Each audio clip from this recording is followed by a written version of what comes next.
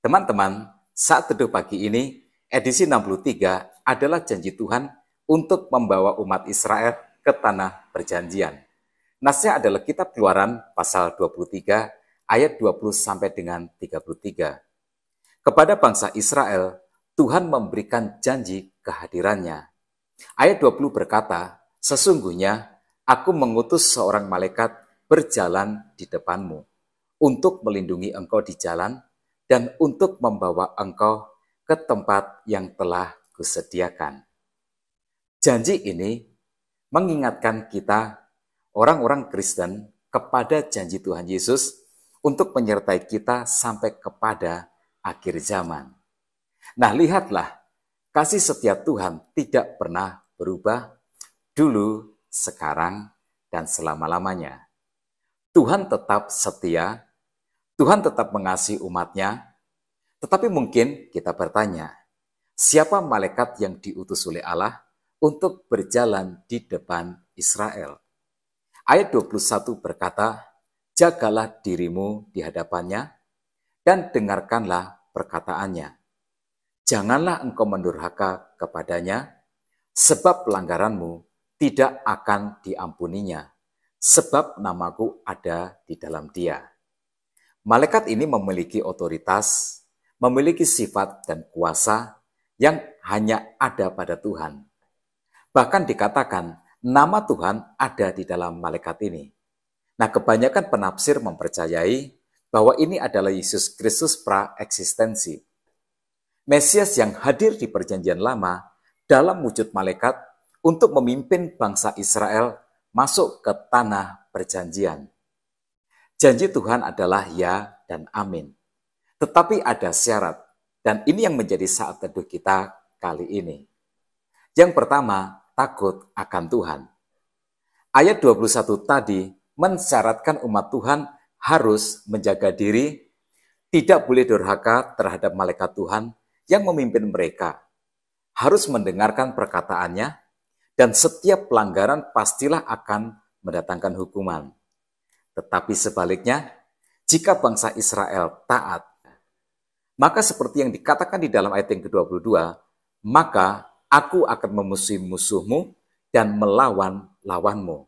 Nah, ini adalah jaminan Tuhan. Jika Tuhan beserta kita, sehingga setiap musuh kita adalah musuh Tuhan, dan lawan kita adalah lawan Tuhan, maka tidak akan ada yang dapat menghentikan langkah kita untuk hidup di dalam kegenapan janji Tuhan. Seperti bangsa Israel memperoleh tanah perjanjian. Nah, yang sangat menarik adalah apa yang difirmankan Tuhan di dalam ayat yang ke-23. "Sebab malaikatku akan berjalan di depanmu dan membawa engkau kepada orang Amori, orang Het, orang Feris, orang Kanaan, orang Hewi, dan orang Yebus. Dan aku akan melenyapkan mereka." Tuhan akan menghadapkan Israel kepada bangsa-bangsa yang akan mencegah mereka untuk masuk ke dalam tanah perjanjian. Tetapi Tuhan akan melenyapkan mereka semua. Nah, lihatlah kuasa dari sikap takut akan Tuhan. Musuh kita tidak akan takut kepada kita. Orang yang berniat menghalangi kita untuk maju akan tetap menghalangi kita untuk maju. Tetapi jika kita takut akan Tuhan, kita akan tetap berani melangkah, maju menghadapi semua halangan, semua rintangan, dan Tuhan menjamin kemenangan kita. Tuhan yang akan melenyapkan musuh-musuh kita. Nah, yang kedua, kesetiaan. Tuhan mensyaratkan kesetiaan. Ayat 24 sampai dengan 26 berkata, "Janganlah engkau sujud menyembah kepada Allah mereka atau beribadah kepadanya. Dan janganlah engkau meniru perbuatan mereka, tetapi haruslah engkau memusnahkan sama sekali patung-patung berhala buatan mereka, dan tugu-tugu berhala mereka haruslah kau remukkan sama sekali. Tetapi kamu harus beribadah kepada Tuhan Allahmu, maka Ia akan memberkati roti makananmu dan air minumanmu, dan aku akan menjauhkan penyakit dari tengah-tengahmu. Tidak akan ada di negerimu perempuan yang keguguran atau mandul. aku akan menggenapkan tahun umurmu. Ya, Tuhan menuntut kesetiaan Israel. Mereka harus setia beribadah kepada Tuhan. Tidak terpengaruh oleh cara hidup bangsa-bangsa kafir, tidak terpengaruh oleh kepercayaan musyrik dari bangsa-bangsa kafir yang ada di sekeliling mereka. Dan jika Israel menjaga kesetiaan mereka dalam beribadah kepada Tuhan, maka Tuhan akan memberkati umatnya dengan berkat yang bahkan akan melebihi ekspektasi mereka. Dukungan logistik, tidak adanya penyakit, sehingga perjalanan mereka menuju tanah perjanjian akan lancar. Bahkan, keadaan baik itu akan terus mereka hidupi sampai Tuhan memanggil mereka pulang ke surga. Kesetiaan di dalam beribadah, iman yang suci yang murni kepada Tuhan akan dibalas Tuhan dengan kehidupan baik sampai akhir hayat hidup mereka. Sesuatu yang Tuhan kerjakan dalam hidup orang percaya membawa kita kepada syarat yang ketiga, yaitu keteguhan hati. Sebab Tuhan tidak akan menghalau bangsa-bangsa kafir itu yang menduduki tanah perjanjian dalam 1 tahun. Tetapi itu dikerjakan oleh Tuhan sedikit demi sedikit.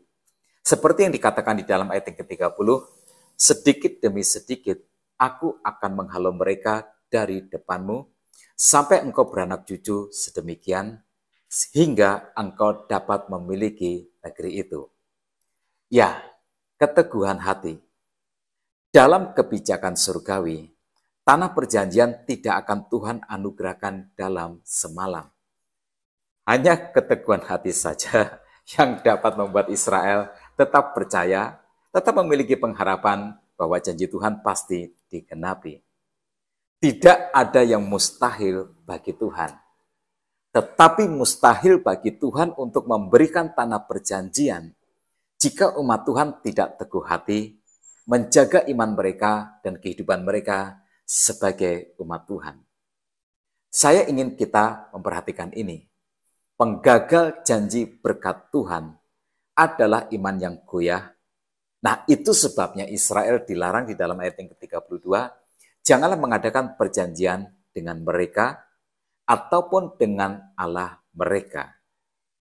Israel tidak boleh berkompromi dengan dosa, tidak boleh berkompromi dengan dewa-dewa yang disembah oleh bangsa-bangsa kafir.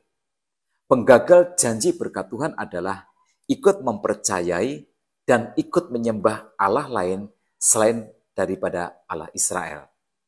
Tetapi pemasti janji berkat Tuhan adalah sikap tidak kompromi dalam iman, seperti yang dikatakan di dalam ayat yang ke-33, mereka tidak akan tetap diam di negerimu, supaya mereka jangan membuat engkau berdosa kepadaku dengan beribadah kepada Allah mereka.